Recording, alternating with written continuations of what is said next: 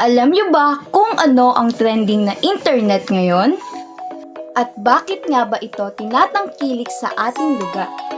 Sa panahon ngayon, mabilis at maaasahang internet ang ating kailangan.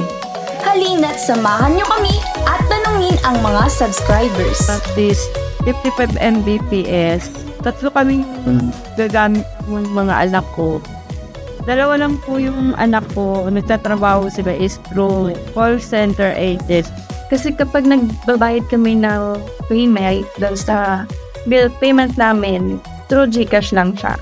Then kapag nakakalimutan yung passcode doon sa website nila, naranasan ko na kasi na makalimutan yung passcode. So, nung tinawag ko siya, very fast response, tapos napalitan siya kaagad, naayos siya kaagad. Effective naman po si GRA pagdating sa online class, online business. Kasi ako, meron din akong YouTube channel po kasi.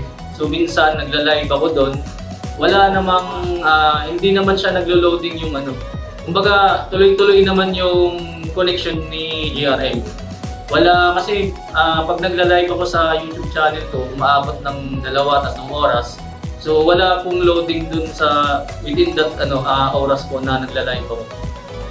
Sa TikTok din minsan, sa FB, hindi lang ako, pati yung misis ko din, nagla-live din. Ganun din naman ang connection, walang nagbago, kumbaga maganda pa rin. Walang putol-putol, walang loading, hindi siya nagbaback yung connection ni GRA. Agad na nagpakabit ako, mabilisan, isang araw lang nandyan na. Ang internet ng akin, yung plan na 105, maganda, malinaw, mabilis ang niya. Kahit ilan kaming gumamit, hindi siya nawawala. Pag nagla-live, ganun din malinaw kahit sabay-sabay sa YouTube, sa Netflix. Ako, sinubukan ko si GRM na okay naman po, maganda naman po yung network niya, mabilis naman po. Ang plan na ginagamit ko po is plan 999. Okay naman po, hindi naman po naghahang, hindi naman po naglalag. Tapos minsan pag nagla-live viewing po ako, nagbablog po ako, okay naman.